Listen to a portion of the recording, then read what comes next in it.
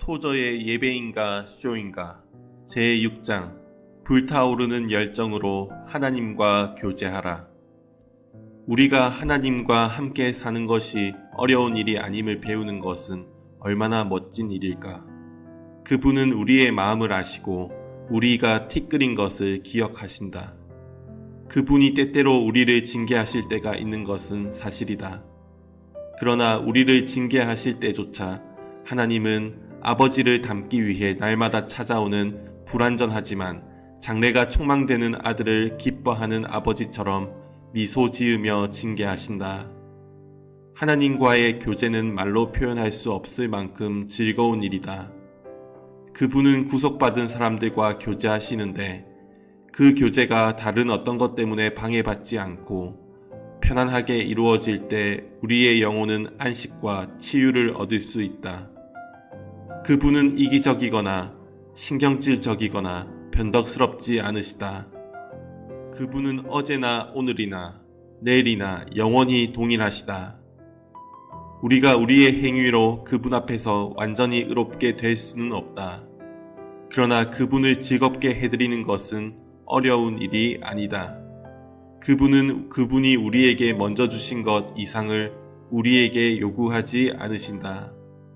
그분은 그분을 기쁘게 해드리려는 우리의 모든 노력을 즉시 알아주신다. 비록 우리의 노력에 부족한 점이 있다 할지라도 우리의 동기가 진실하다면 그분은 그 부족한 것을 즉시 잊으신다. 그분은 우리를 사랑하신다. 그분은 새로운 창조 세계의 은하계보다 우리의 사랑을 더욱 소중히 여기신다.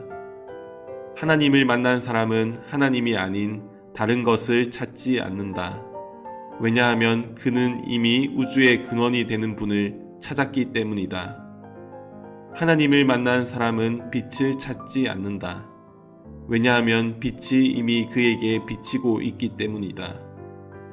다른 사람들에게는 그의 확신이 편협함으로 보일 수도 있다. 그러나 그렇지 않다.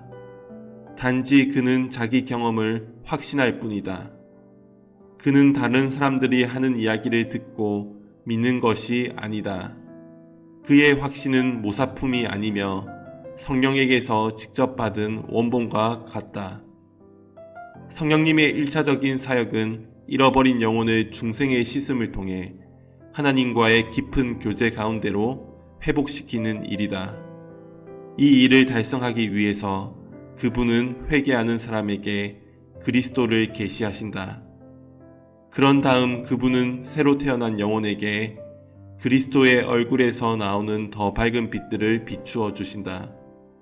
그리고 자원하는 마음으로 신적 지식과 교제에 더 깊고 높은 단계에 이르도록 이끌어 가신다.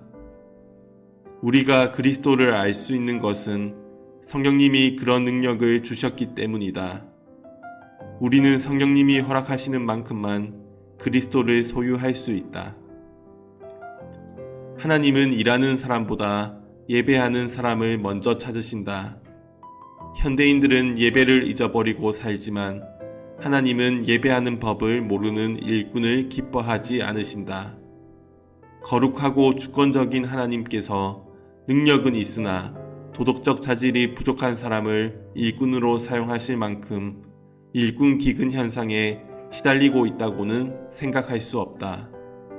필요하다면 돌들도 하나님을 찬양할 것이며 수많은 천사들이 몰려와서 하나님의 뜻에 순종하여 일할 것이다.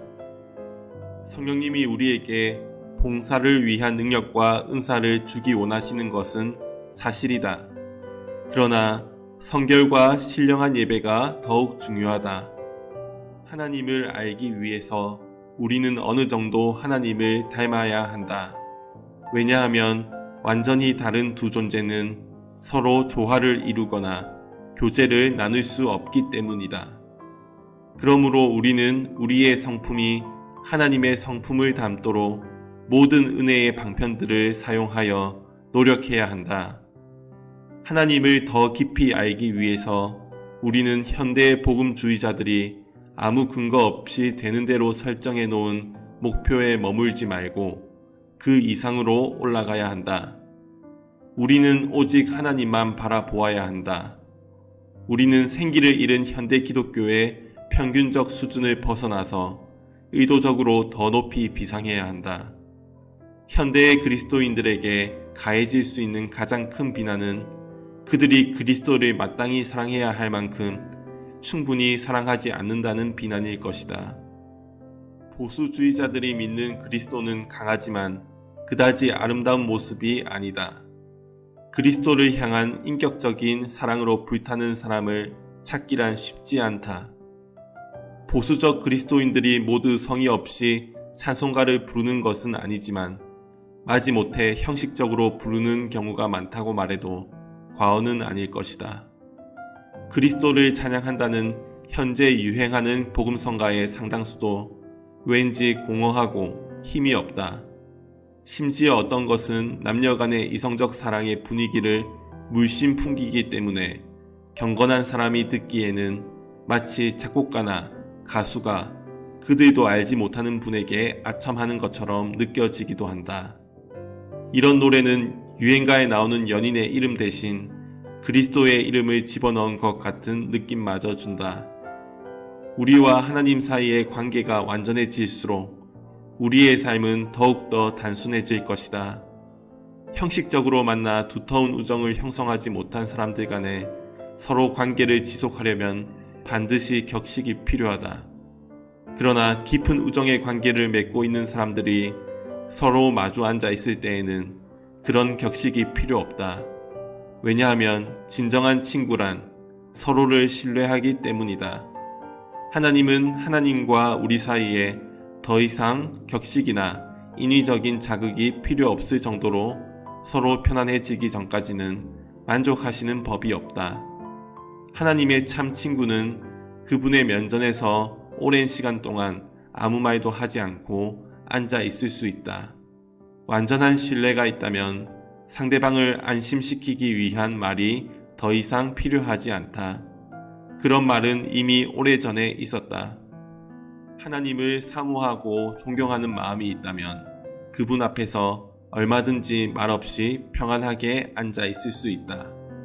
그리스도에 대한 지식을 접한 사람은 외경심과 두려움을 느낀다. 이런 외경심과 두려움이 없다면 그분을 알 수 없다. 그분은 가장 친절한 분이지만 동시에 높고 강하신 주님이시다. 그분은 죄인들의 친구이시지만 악인들에게는 공포의 대상이시다. 그분은 온유하고 겸손하시지만 장차 이 땅에 오셔서 만민을 심판할 분이시다. 그분과 친밀한 관계를 맺은 사람은 누구도 그분 앞에서 경박하게 행동할 수 없다. 하나님이 우리를 창조하신 목적은 우리가 기쁨으로 예배하는 자들이 되게 하기 위함이었다. 그러나 죄는 우리를 다른 모든 것들로 이끌었을 때 우리를 예배로 이끌지는 않았다. 그러나 예수 그리스도 안에 나타난 하나님의 사랑과 긍휼로 인해 우리는 중생의 기적을 통하여 하나님과 다시금 교제를 나눌 수 있게 되었다. 우리가 오감을 통해 사물을 인식하듯이 그만큼 확실하게 우리는 하나님을 알 수 있다.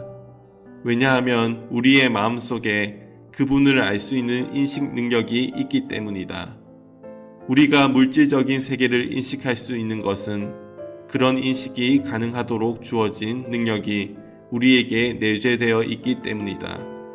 이와 마찬가지로 우리는 하나님과 영적 세계를 알 수 있는 능력을 부여받았다.